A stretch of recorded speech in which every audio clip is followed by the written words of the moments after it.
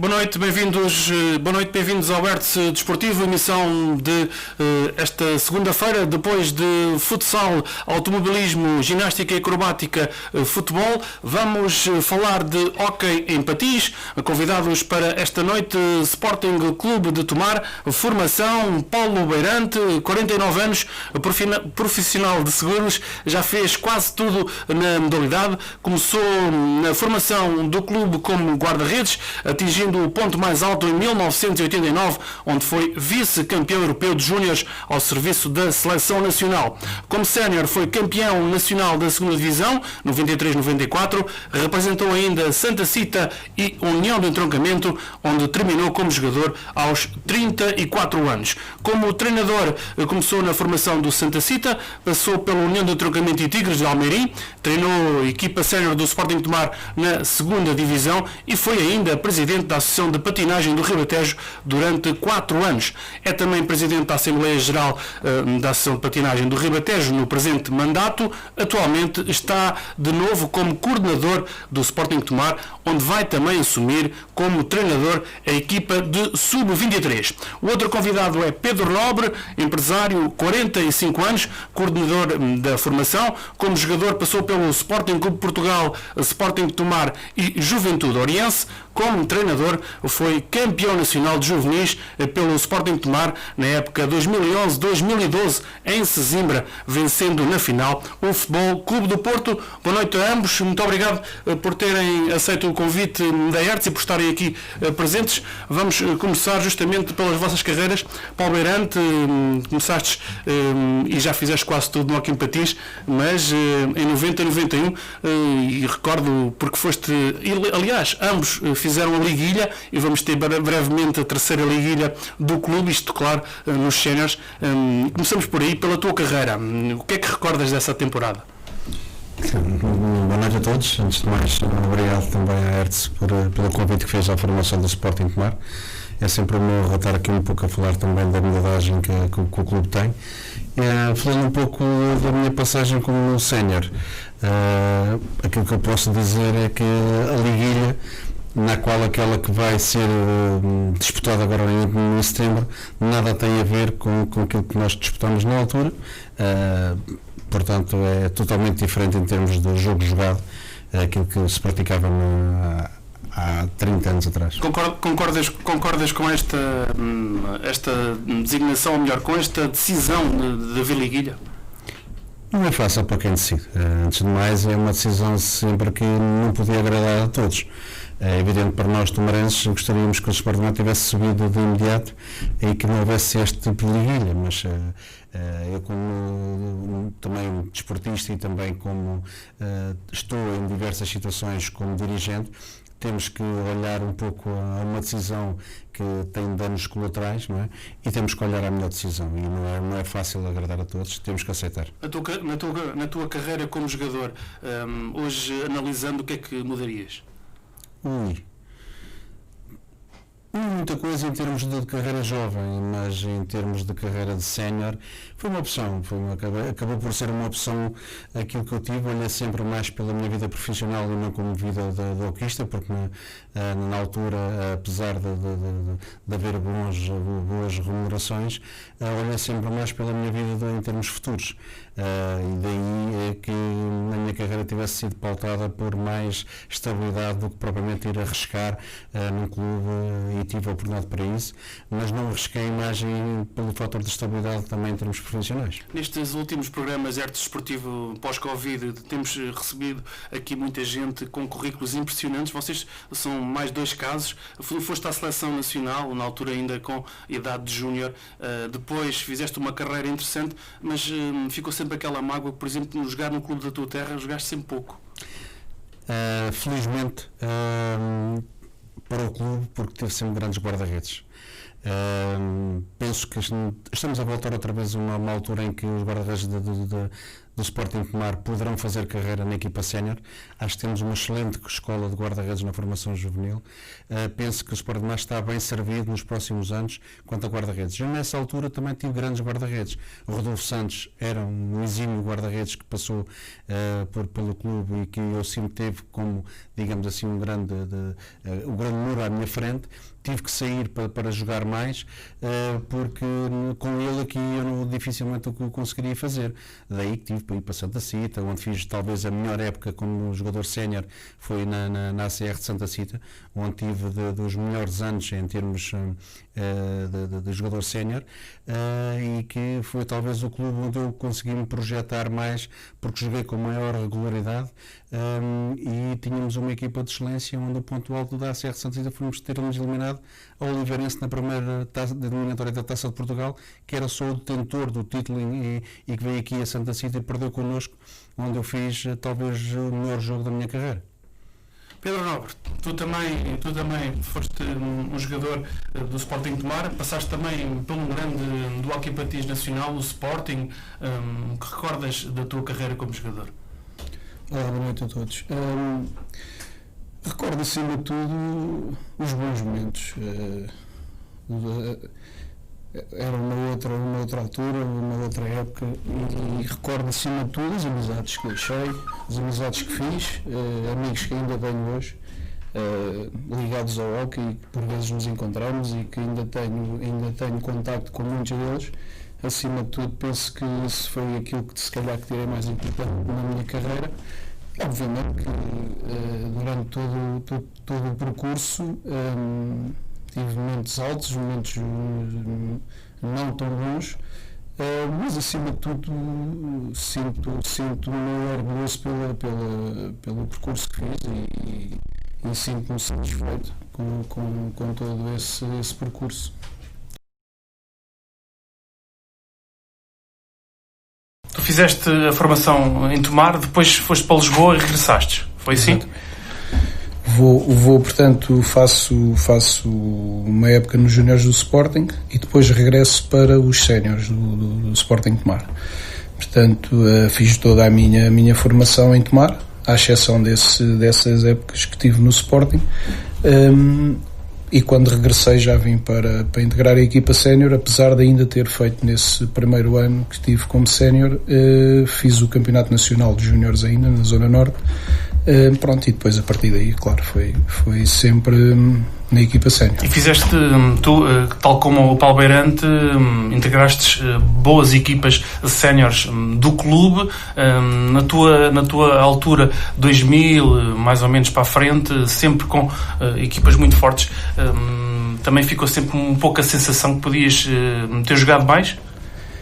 Não, penso que não. Assim, foi aquilo que eu disse há pouco. Tive, como qualquer jogador, tem os seus momentos mais altos, outros que nem tanto. Há épocas em que as coisas correm melhor.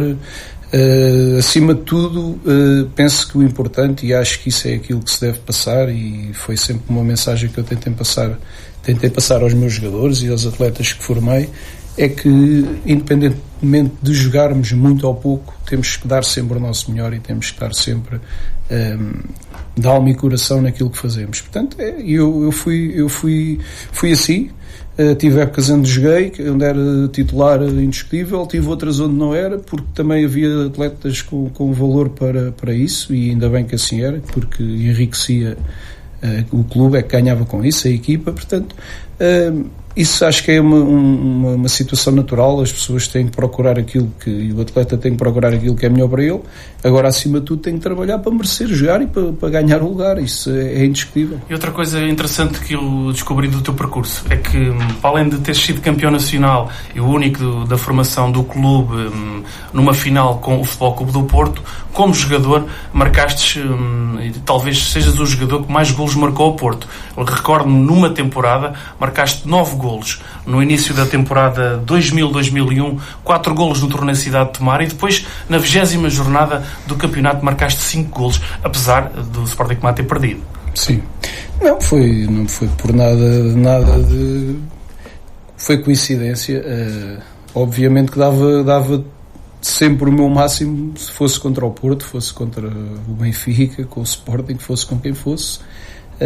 a postura e a minha dedicação dentro do ringue era sempre a mesma. Agora, obviamente que há aqueles jogos ditos com os grandes que motivam mais e que qualquer jogador sente isso dentro da pista e acaba às vezes por se galvanizar um pouco mais, mas pronto, depois é uma questão também de sorte e das coisas acontecerem. E depois terminas no Juventude Oriense, mas na primeira divisão. Fazes uma época na primeira e outra na segunda. Exatamente. Termino no Juventude Oriense, é assim, não termino no Juventude Oriense, acabo por vir fazer também uma época a Santa Cita. Eu acabo com o meu percurso como jogador na altura com o Miguel Cunha, que era o treinador do Santa Cita, e eu já tinha decidido que quando saí do Orem, portanto, ia acabar a carreira, e pronto, e assim foi. Mas depois, mais tarde, já quase até com o campeonato a decorrer, o campeonato não, mas a pré-época já a decorrer, isto já foi em fins de agosto, o Miguel Cunha convida-me para voltar, se eu queria. Pronto, e depois numa conversa com ele acabei por vir ainda fazer uma época na terceira divisão em Santa Cita. E depois, Paulo Beirante, segue-se a vida como treinador. Tu tens várias experiências, inclusive no Sporting Tomar, como quando assumiste a equipa sénior em 2005, 2006, mas o teu percurso essencialmente começa na formação. Sim, acho que o percurso de todos os nossos treinadores, e quem começa mais cedo, começa sempre pelos mais novos, pela formação, e depois gradualmente vai subindo com experiência até ser convidado. Foi aquilo que me aconteceu no Sporting Tomar. Eu tinha passado por alguns clubes na formação, tinha regressado no ano anterior, tinha regressado ao Sporting Tomar aos infantis, salvo erro, onde tinha sido campeão, e depois numa abordagem por parte da direção acabou por me convidar para assumir a equipa sénior nesse ano, fruto de algumas situações que não conseguiram na altura os treinadores que queriam, e depois o convite surgiu, onde eu, juntamente com o professor Vicente, assumimos a equipa sénior numa altura difícil, em que o clube estava numa segunda divisão, mas que era jogada em duas fases. Acabámos por cair na segunda fase, ficando na primeira fase regular num sexto lugar, e depois ir discutir também a fase final, a parte da fase final na parte de baixo, onde aí então fizemos depois uma boa série.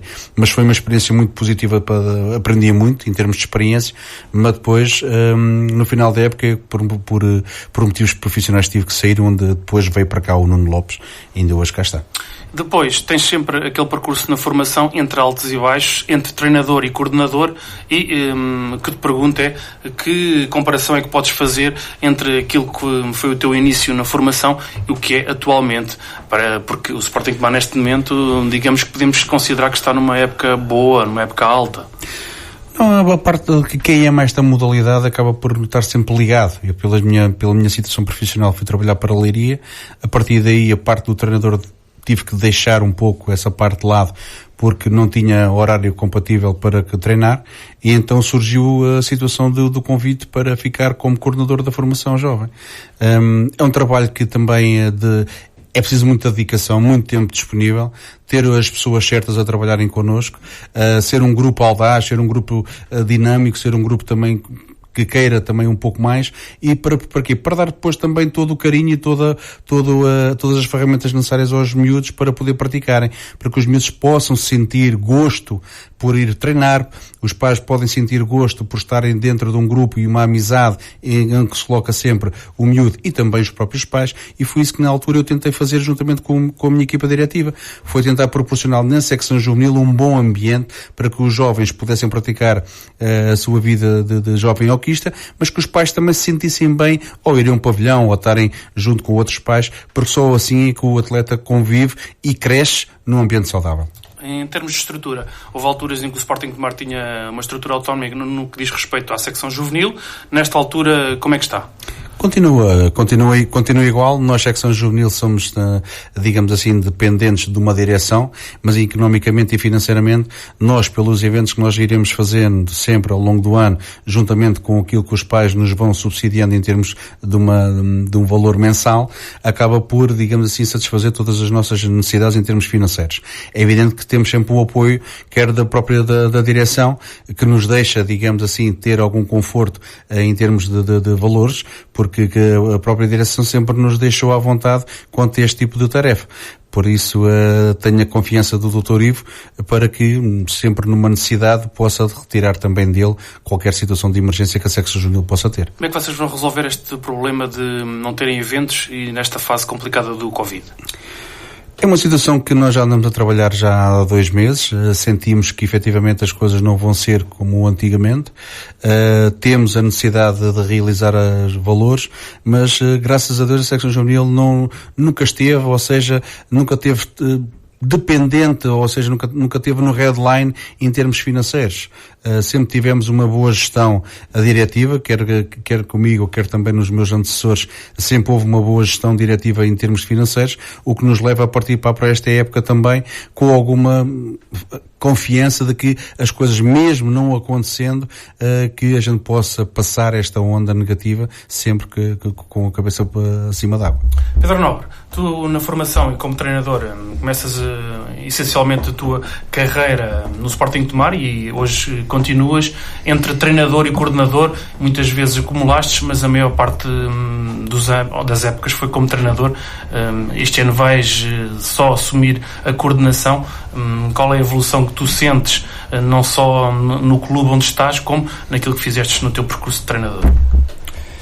Não, sem dúvida que a evolução foi significativa. Direi mesmo aí há uma dezena de anos para cá, talvez. Tem havido uma evolução na secção juvenil do Sporting de Tomar muito interessante. E quando digo isto, não falo só nos resultados, acima de tudo os resultados que se têm conseguido, mas falo também na própria estrutura, na própria organização da secção e o crescimento que teve e os valores que vai conseguindo passar aos seus atletas. Portanto, é óbvio que o marco para mim que foi importante e que se calhar foi aí que começou, foi a viragem, foi sem dúvida quando fomos campeões nacionais de juvenis, algo impensável, não é? Algo impensável até aquele momento, e portanto a partir daí penso que as pessoas começaram a olhar para a formação do Sporting de Tomar com outros olhos, não só as pessoas de fora, mas como também as pessoas que estavam e que estão dentro da própria secção. Portanto, o Sporting de Tomar sempre foi um clube muito forte no hóquei em patins, não só a nível do distrito, mas também a nível nacional e reconhecido por todos. Notaste que com essa conquista as pessoas ainda reforçaram mais essa ideia? Sem dúvida, sem dúvida. Daí eu dizer que foi o ponto, foi aquele bocadinho que faltava. Portanto, obviamente que o Sporting de Tomar sempre foi um clube muito respeitado, não só, eu até ia mais longe, não só a nível nacional como também internacional. O Sporting de Tomar tem um percurso mesmo a nível internacional já com algum valor, já de há muitos anos, e obviamente que com esse título houve um crescimento e houve uma mais-valia em termos internos. Isso levou a que os próprios treinadores se sentissem mais pressionados a terem que apresentar outro tipo de resultados. Portanto, a fasquia foi levantada ali, não é? E depois é óbvio que isso foi-se vendo ano após ano com os resultados que se tiveram, presenças nas fases finais, os escalões todos nos campeonatos nacionais. Portanto, uma série de situações que depois aconteceram nessas épocas seguintes, também muito por esse marco que foi o título. Portanto, a partir daí a fasquia aumentou e claro que toda a gente que estava englobada conseguiu fazer um trabalho sério e chegámos aos dias de hoje e continuamos com uma formação forte, sempre na linha da frente. Tu não tens dúvidas em dizer que quem faz parte da formação do Sporting de Tomar são atletas para competição, são atletas para ganhar, não para praticar desporto? Eu diria que há um misto. Obviamente nós, e sempre tivemos essa preocupação, há valores que têm que ser transmitidos. E portanto a vitória não se pode nunca sobrepor a todo o resto, não é? Portanto há outros aspectos mais importantes do que ganhar. Obviamente quando chegamos ali a um certo escalão e uma certa idade, isso começa a ser menos evidente, e é obviamente que o objetivo é a vitória, e é ganhar, e é formarmos equipas vencedoras. Obviamente que isso tem que estar, para haver uma boa formação tem que haver competição, e os miúdos têm que ser competitivos, os atletas têm que ser competitivos. Agora, isso tem que ser feito de uma forma gradual, temos que vir a subir um degrau de cada vez até chegarmos a esse ponto. Não incutir logo aquele espírito de a vitória está acima de tudo. Não. Isso é, na nossa ótica e na minha ótica pessoalmente, é errado. Acho que devemos começar gradualmente até chegarmos, obviamente, ao ponto em que isso depois, sim, aí é importante. O que é que te deu mais gozo em ser campeão nacional numa equipa de formação, num clube dito pequeno em relação, por exemplo, aos três grandes? Obviamente que aquilo que me deu mais gozo foi ser o meu clube. Isso acima de tudo. E depois, claro, os miúdos. Foi inteiramente merecido. Lembro-me que eles não acreditavam, e o Paulo Beirante nessa altura estava na secção, e nós, com o passar do tempo, com os jogos que íamos fazendo, íamos alimentando aquele sonho. E lembro-me que os miúdos diziam que estavam já a chegar longe demais, mas que queriam, e sentia-se que eles queriam mais. E pronto, até que chegámos à fase de sermos apurados para a Final Four. Pronto, e aí, obviamente, quando estás numa situação daquelas, com 4 equipas, uma tem que ser campeã, obviamente que aí ficas em pé de igualdade, e não vais olhar se é Benfica, se é Porto. Chegaste ali é... Pronto, não é para qualquer um chegar ali. Portanto, ali para eles aquilo já era uma vitória muito grande. Depois, claro, o resto era preciso ter a sorte, também tivemos. Era preciso, e isso também conseguimos, ter a coragem de jogar com equipas com outro potencial. E eu, quando digo outro potencial, acaba por ser basicamente a estrutura, os clubes, um Porto, um Benfica. Porque em termos de valores a nossa equipa era muito forte, sem dúvida. Paulo Beirante, chegamos aos dias de hoje. O Sporting de Tomar já apresentou a sua estrutura da formação. Justamente o que salta à vista é que esta temporada tem 3 coordenadores: nas escolinhas Vasco Silva, na pré-competição o Pedro Nobre e na competição o Nuno Lopes. Depois, como treinadores nos escolares, o Ruben Sousa e o Xanoca. No sub-13 o Vasco Silva, no sub-15 o Nuno Nobre, sub-17 e sub-19 o João Sousa, e a novidade no sub-23, que é uma equipa nova, o Paulo Beirante.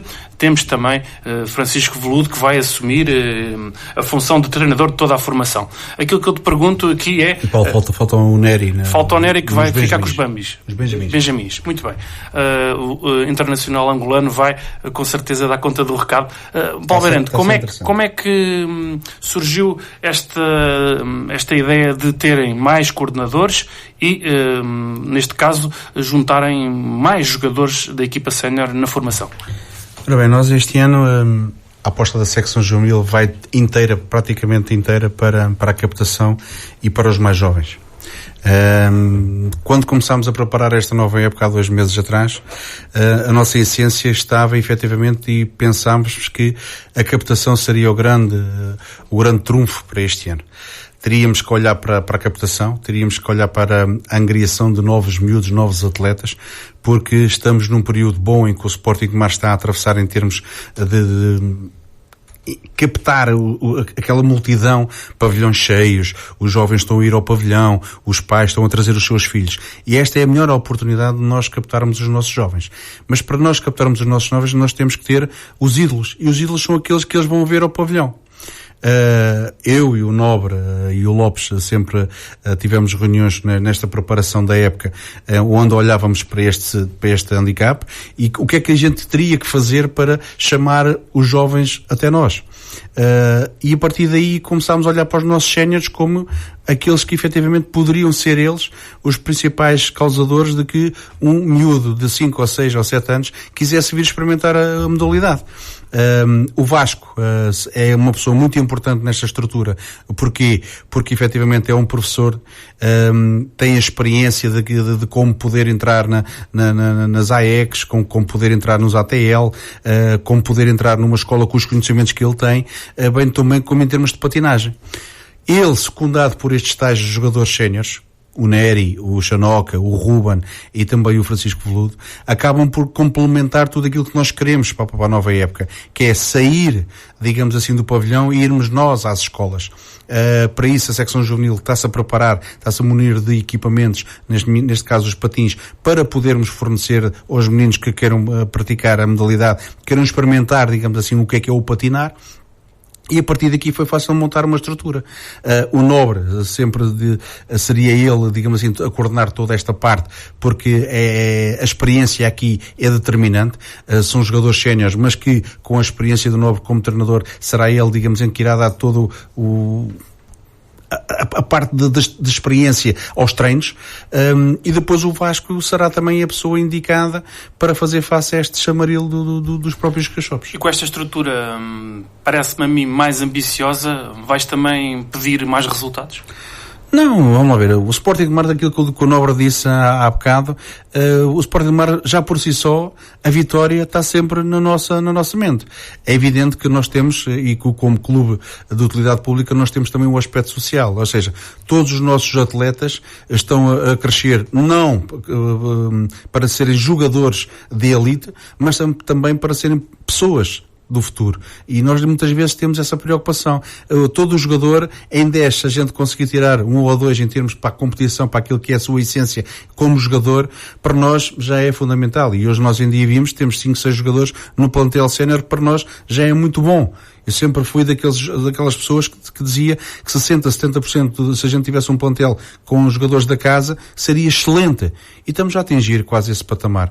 Portanto, acho que devemos elogiar aquilo que se tem feito nos últimos anos na secção juvenil, mas também olhar também àqueles que hoje em dia passaram pela secção juvenil e se revêem que aprenderam alguma coisa enquanto pessoas. E para mim, esse é um aspecto também muito positivo, porque estamos também a ensinar miúdos. Até porque o Sporting de Mar vai ser o clube esta temporada, tanto quanto sei, com equipas em todos os escalões, e é a única para já no distrito, e portanto isso também pode ser um bom e um mau sinal, porque como é que tu analisas, por exemplo, a restante formação no distrito?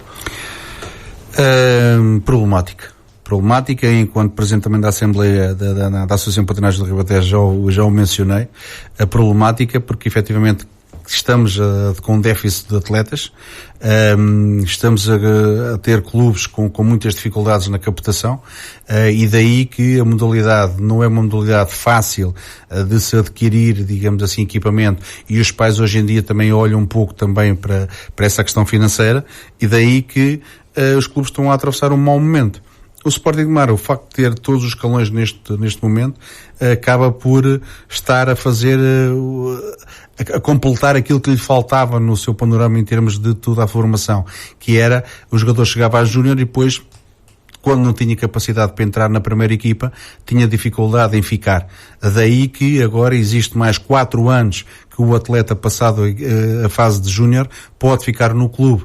São 4 anos que lhe poderão dar mais experiência, maior rotatividade, maior capacidade individual, para depois ser chamado à equipa sénior, se assim o treinador dos séniores assim o entender. Acaba por fazer todo o percurso de formação no Sporting de Mar, portanto não ficamos com nenhuma falha na formação até atingir a equipa sénior. Pedro Nobre, tu vais deixar, neste caso, por opção, penso eu, as funções de treinador e vais assumir completamente a coordenação, neste caso, de um projeto diferente. Podes explicar o que é que vais fazer? Tanto como o Paulo frisou aqui, há aqui uma clara aposta e uma aproximação com a equipa sénior. Portanto, A ideia surgiu e foi posta em cima da mesa e foi analisada por nós durante este período agora de há 2 meses para cá. Os atletas também se mostraram disponíveis para trabalhar neste caso com crianças e com jogadores da formação. Obviamente que há aqui há duas vertentes nisto. A primeira vertente é a inexperiência ainda como treinadores, mas que pode ser, e de certeza absoluta na minha ótica, que vai ser ultrapassada com aquilo que eles podem trazer, principalmente em termos técnicos, tanto de patinagem como depois daquilo que é o jogo em si. Portanto, penso que por aí pode ser, e com certeza que vai ser uma mais-valia.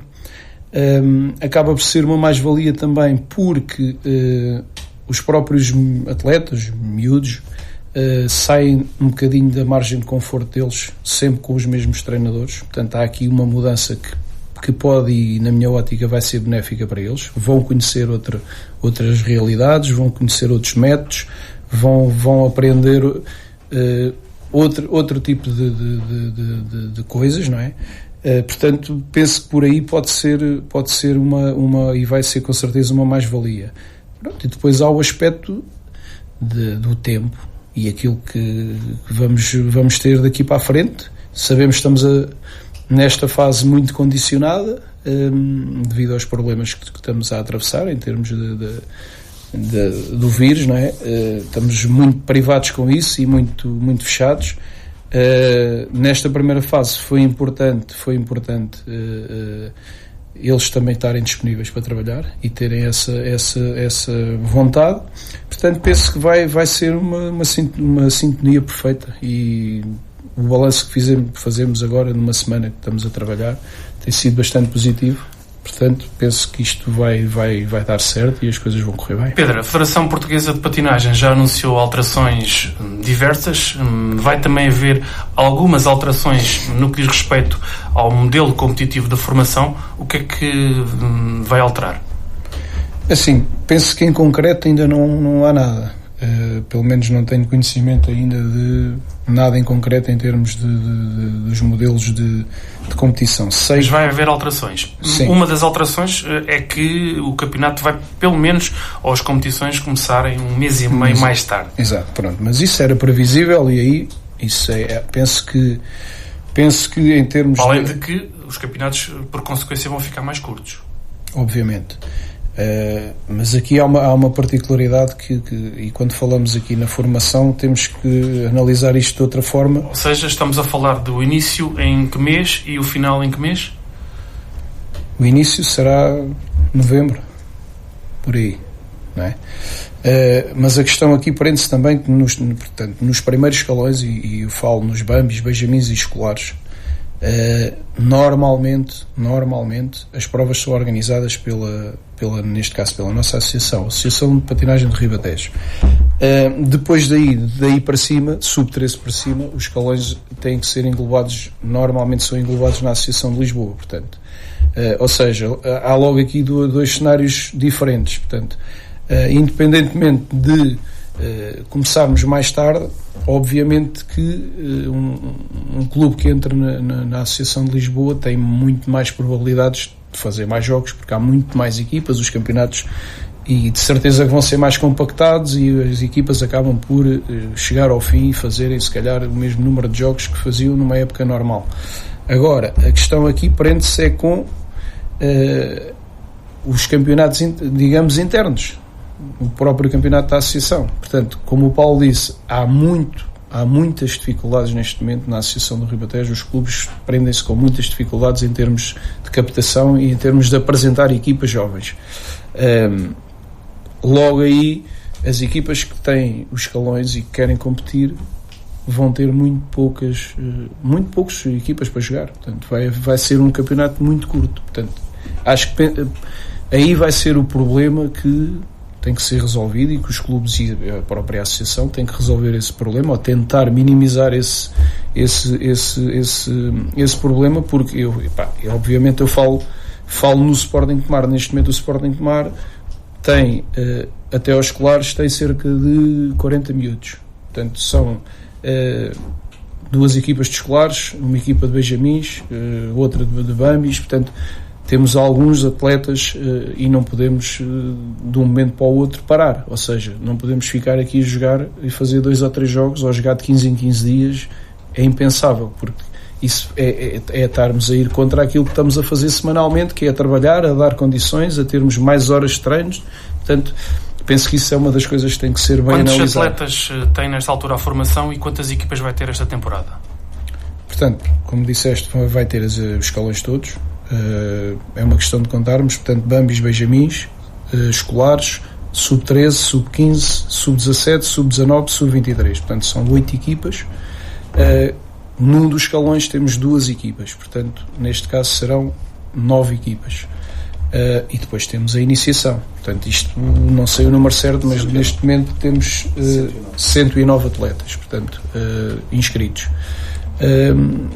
Já é um bolo grande, mas penso que neste momento temos todas as condições para conseguirmos fazer um bom trabalho. Alberante, já vamos às questões mais técnicas para fecharmos esta parte das equipas.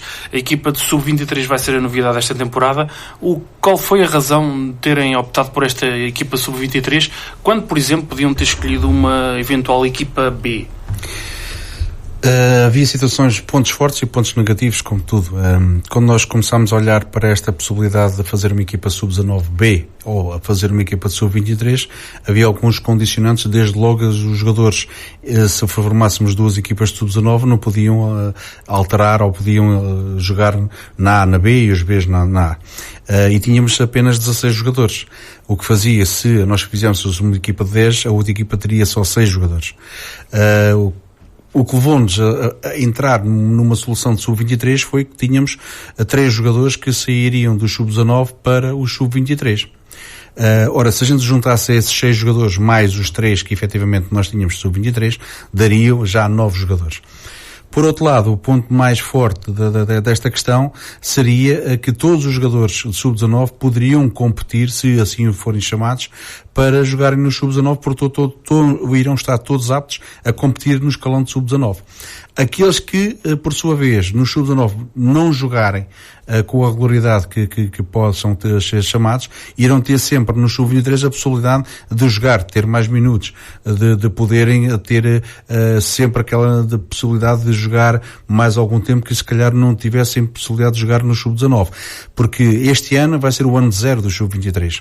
Ou seja, não vamos ter objetivos, vamos ter sim uma equipa para poder competir e dignificar a camisola que iremos representar, mas os objetivos não irão ser traçados para ficar, porque vai haver um campeonato nacional. Podes também explicar os moldes do campeonato de Sub-23? Pronto, eu na sexta-feira tive em conversa com o vice-presidente da Federação, em que me disse que até porque as inscrições fechavam no dia 30 de junho. E eu na sexta-feira abordei-o no sentido de tentar perceber quantas equipas tinham inscrito. Até à data, na sexta-feira, tinham-se inscrito 22 equipas de sub-23 a nível nacional. Ora bem, o objetivo da Federação era fazer 3 zonas: Zona Norte, Zona Centro e Zona Sul. Sendo que o objetivo seria tentar chegar às 30 equipas, o que vai ser difícil pelo aquilo que ele me disse na sexta-feira, e irão tentar arranjar mais 2 para fazer 3 zonas de 8 equipas. E porquê 3 zonas? Eu ainda questionei se haveria a possibilidade de fazer 2 zonas, e ele disse que não, porque querem reduzir ao máximo a situação geográfica, ou seja, que as equipas façam grandes deslocações. E eu posso dizer que uma das preocupações que eu tinha enquanto secção juvenil era que pudéssemos que calhar na Zona Norte, e porque estamos aqui numa fronteira entre Sul e Norte, poderíamos ir jogar a Valongo, o Barcelos, a Juventude de Viana, e isso a mim, e cairia, digamos sempre, uma despesa que não estava à espera. Mas aquilo que me disse e que me garantiu que seja qual for o número de equipas que irá haver, irá-se haver uma Zona Centro, uma Zona Sul e uma Zona Norte, onde eu espero que cair na Zona Centro para tentar diminuir as... E da Zona Centro, que equipas é que vamos ter de sub-23? Que eu saiba, não conheço, pelo menos nós e o Santa Cita sei o que temos, agora daí para a frente não sei mais. Muito bem. Vamos a outras questões ligadas com o hóquei patins, também com a formação e claro, temos que passar sempre pela Federação e pela Associação de Patinagem, que são as entidades que regem o hóquei em patins em Portugal. Começo pela Federação. Paulo Beirante, tens notado alguma diferença nesta nova direção presidida por Luís Xénica?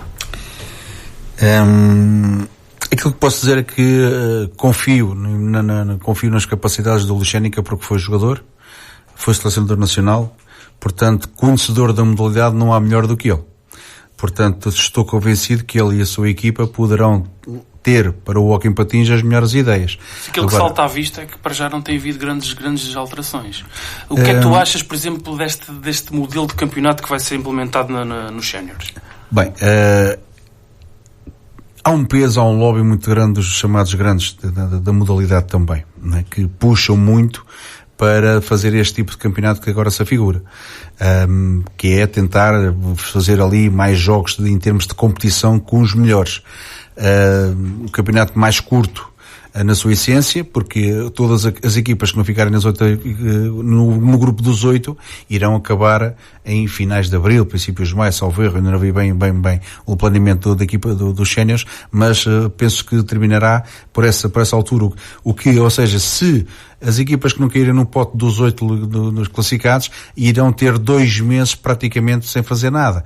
Ora, se um clube faz um contrato com um jogador por 10 meses, como é que irá, digamos isso, subsidiar esses 2 meses, não tendo provas onde possa discutir e possa ter receita? Essa, para mim, é o grande problema que possa assistir. Agora, acredito que vai dar muito mais competição às 8 primeiras equipas. Acredito, vai haver um maior enfoque no final da temporada, porque vai haver equipas que se calhar vão se preparar melhor para essas fases finais. Agora, espero que isto venha a dar bons resultados. Quanto ao outro lado, penso que a Federação, e eu também já o tive publicamente a dizer, que a Federação tem que meter mão nos estrangeiros que estão a aparecer em Portugal. Acho que é a grande lacuna que esta Federação está a colocar, é deixar aparecer muitos estrangeiros, já na própria segunda divisão, e temos o caso do Alenquer, que foram de uma só vez, foram buscar 3 ou 4 argentinos, miúdos de 19 anos, e eu penso que nós temos em Portugal também miúdos de 19 e 20 anos, com grande potencial, que só precisam de uma oportunidade. Daí que a Federação esteja a cometer um erro nessa parte. Pedro Nobre, o que é que tu achas desta situação da Federação? E eu pergunto mais especificamente no caso da formação, porque as alterações não me parece que têm sido muito significativas, e aquilo que se tem falado até é que a Federação muitas vezes cede a certas pressões dos clubes grandes. Concordas com isso? Isso sempre aconteceu. Isto não é novidade agora para ninguém, não é? Não é esta direção agora que vem criar isto. Portanto, isto sempre aconteceu. Obviamente nós sabemos que os clubes grandes têm muito peso. Isto é em todas as modalidades, e o hóquei patins não foge à regra. Agora, obviamente que também houve aqui, pareceu-me a mim, alguma necessidade da Federação fazer alguma coisa para dizer que se mudou, ou para dizer que se mexeram em alguns aspectos. Agora, sinceramente, não me parece que aquilo que tenha sido feito até agora tenha sido mal feito. Talvez houvesse uma ou outra situação menos positiva. Agora também penso que não é fácil estar naquela posição e se calhar sofrer essas pressões que estamos a falar. É preciso ter coragem, é preciso pensar pela própria cabeça, mas pronto, isto é fácil de falar. Depois o que é que mudavas tu concretamente? Eu não direi que mudava. É assim, essa situação que o Paulo falou para mim é absurda também, que é o número de estrangeiros que se está a deixar jogar em Portugal. Portanto, isto quer dizer, isto qualquer dia parece a Argentina, não é? Começou pela primeira divisão, ok. Até eu aceito quando uma equipa como vou dar o exemplo do Sporting, contrata jogadores com aquela qualidade, obviamente que o próprio Benfica e pronto, e nós aí não podemos, acho que não se pode apontar se eles têm qualidade, se vêm acrescentar muito valor ao nosso campeonato, obviamente que os clubes têm que o fazer, se têm capacidades para isso. Agora isto depois já se chegou aqui a um ponto que já se vai buscar um argentino ou outro estrangeiro qualquer, porque é interessante ter-se um jogador estrangeiro na equipa, está a virar uma moda, é bonito, portanto já na terceira divisão há, na segunda já são carregadas deles, portanto isto vai continuar por aí fora, enquanto não meterem a mão nisto, isto qualquer dia, por os portugueses estão a jogar todos no estrangeiro e os estrangeiros estão a jogar cá. Albeirante, em relação à Associação de Patinagem do Ribatejo, foste presidente durante 4 anos, agora continuas ligado como presidente da Assembleia Geral, vamos ter eleições no dia 17 de julho, já temos lista? Estamos a trabalhar nisso. Não posso levantar muito um bocado do véu. Há candidatos, não há? Sim, vai manter-se o mesmo? Não, o atual presidente já comunicou que efetivamente vai sair. Portanto, as coisas também estão-se a proporcionar para que a associação não fique com vazio, e penso que as coisas vão acabar por ficar num bom termo, e a associação irá ficar com uma equipa diretiva de excelência. Tem sido uma missão difícil esta de ser dirigente também da Associação de Patinagem do Ribatejo? Nunca acaba por ser, como presidente, nós acabamos a olhar um pouco por cima para aquilo que se tem estado a fazer, um bocado mais, talvez este último ano, um bocado mais gasto em termos de eficiência da própria direção, mas já sabemos que é o último ano do mandato, é sempre mais já de cansaço, mas estou convencido que irá acabar bem, financeiramente a associação está bem, portanto agora que estou convencido que a próxima equipa diretiva acho que vai dar algumas surpresas positivas à Não podemos saber quem vai ser, não está confirmado. Não está, há já, efetivamente, mas há contactos.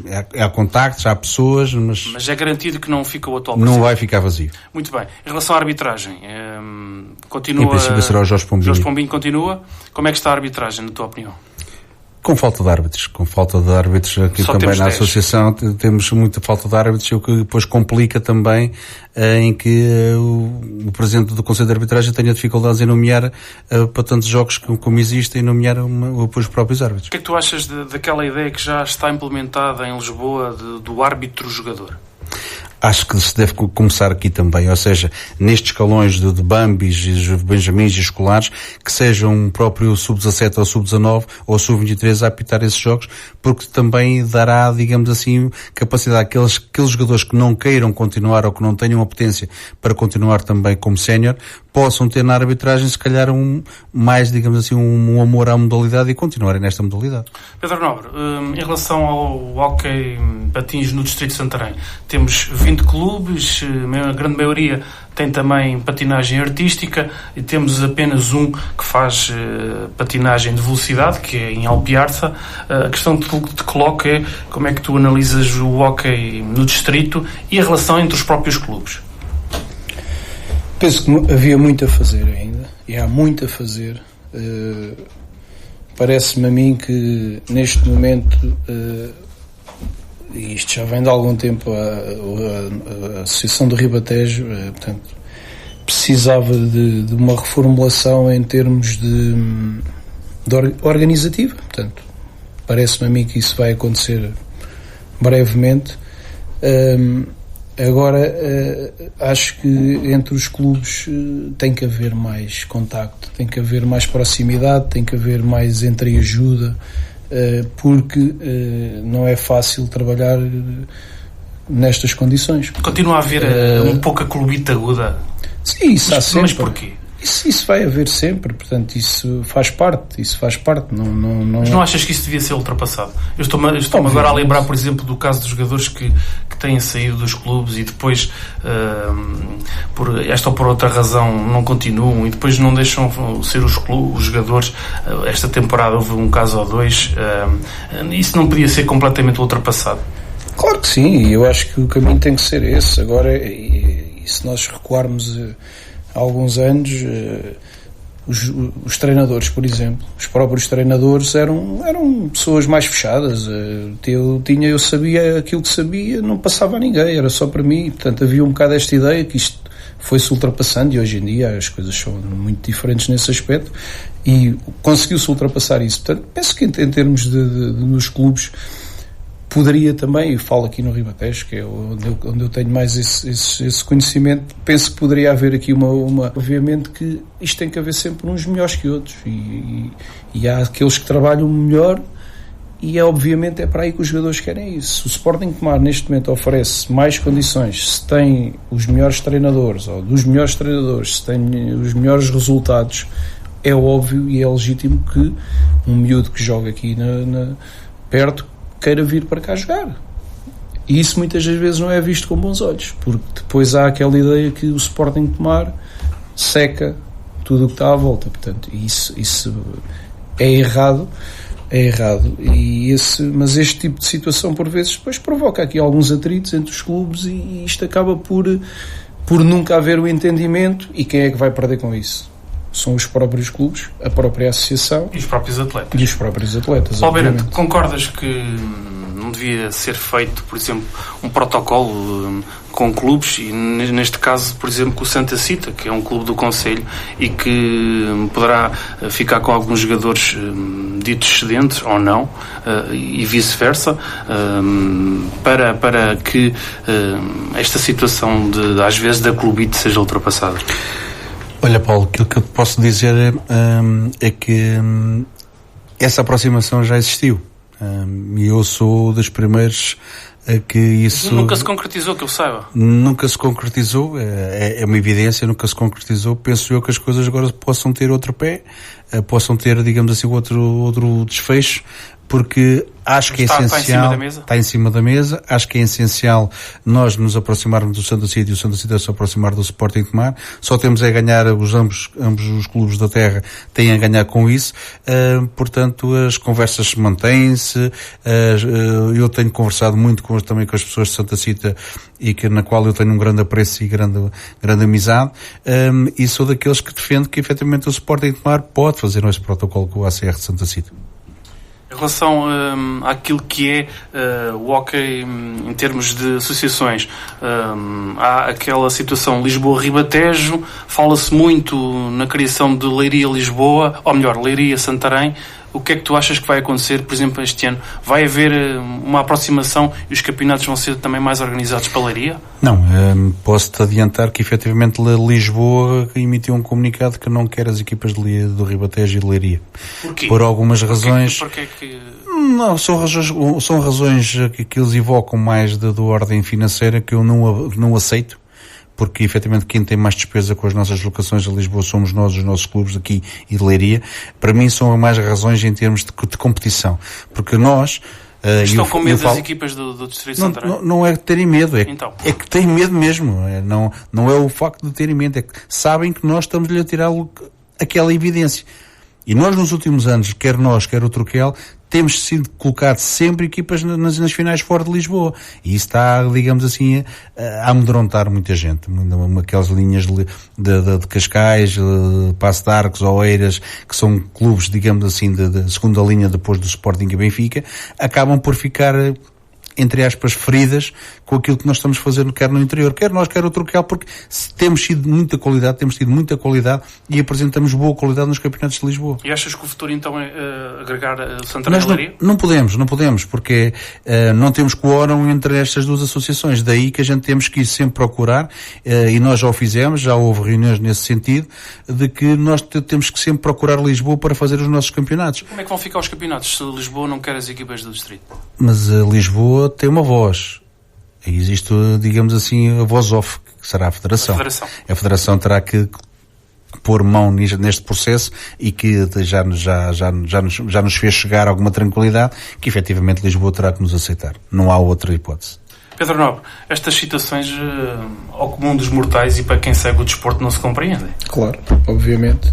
Mas isto já dá algum tempo que... Aliás, desde que nós entramos na Associação de Lisboa, isto tem sido um problema que se tem levantado sempre, todos os anos. Até porque, por exemplo, eu estou-me a lembrar dos mais pequeninos, que fazem grande parte do campeonato justamente com equipas de Lisboa, e é um desgaste enorme para o clube, para os pais. Sim, sem dúvida. E para todos. Sem dúvida. Obviamente que as equipas do Ribatejo e do Leiria têm muito a ganhar a entrar no Campeonato de Lisboa.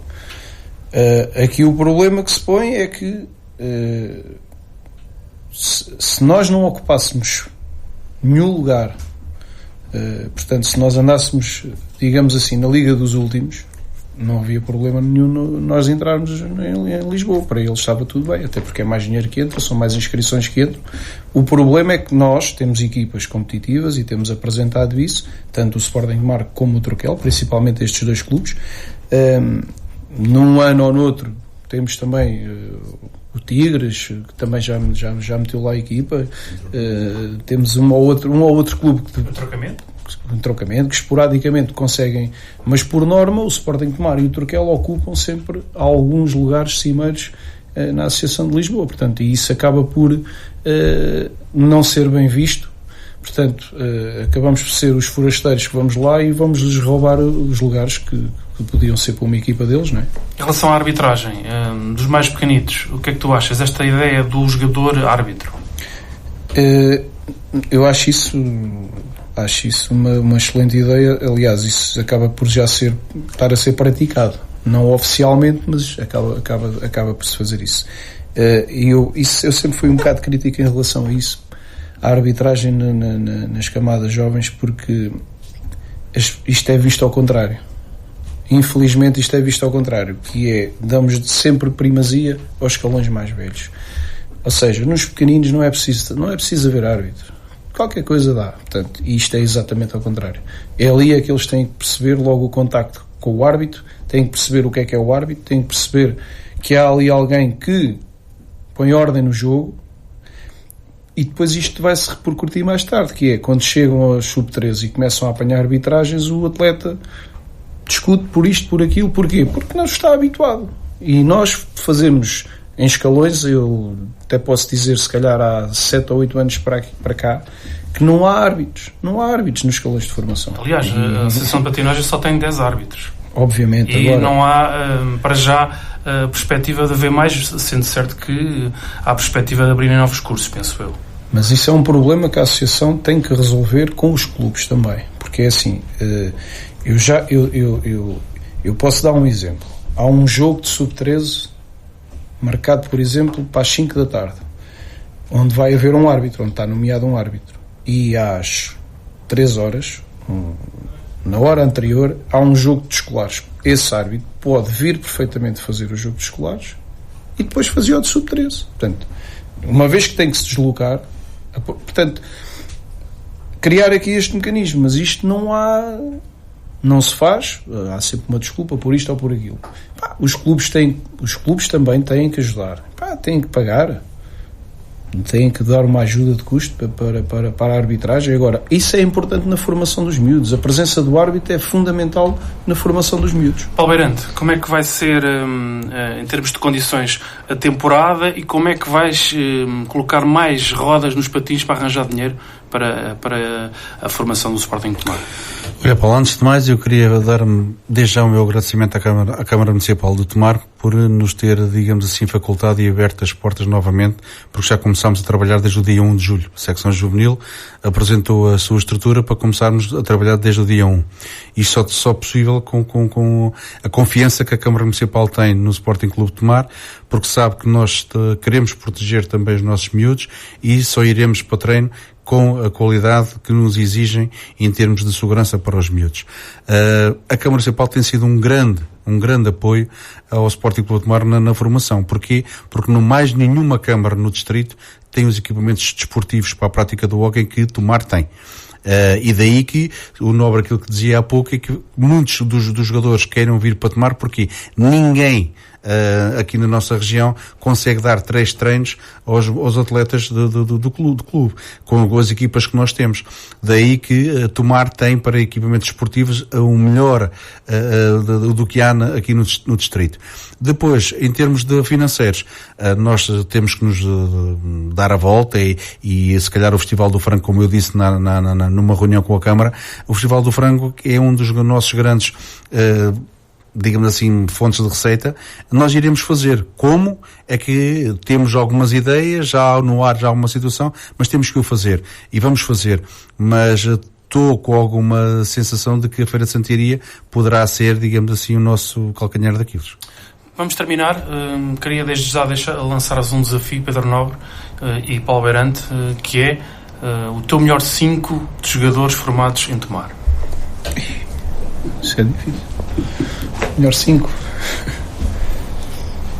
Rodolfo, na baliza. Formados, tem que ser formados no Formados. Sport. Jorge Godinho.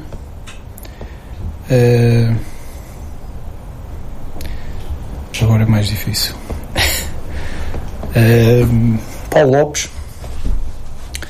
Podiam jogar os dois atrás e jogaram algumas vezes. De resto, o Paulo Lopes, ficas a saber, e os ouvintes, que é o único atleta que disputou as 2 liguilhas em que o Sporting mais teve, ou seja, como jogador em 90-91, como treinador em 2001-2002. Hélder Santos não foi totalmente formado, mas foi quase. Pedro Nobre, e assim de repente não me ocorre mais nenhum assim. Talvez o Rui Nunes para desviar ali na frente. Para o Paulo Beirante, quero o melhor 5 que passou por Tomar. Olha, eu gostava de apanhar a pergunta dele, porque eu tenho o meu 5 na minha cabeça. Rodolfo Santos, melhor guarda-redes da formação do Sporting Tomar. Depois Jorge Godinho e Pedro Martins atrás. Pedro Nobre e o...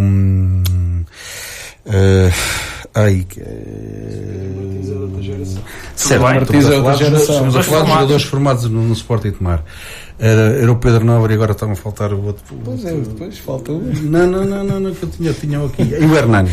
Desculpa, o Ivo Silva. E o Ivo, vocês estão a esquecer do Ivo. Pedro Nobre, Ivo Silva, Jorge Godinho e Pedro Martins. Eram jogadores formados e o Rodolfo na baliza. Se pudessem jogar nesta altura,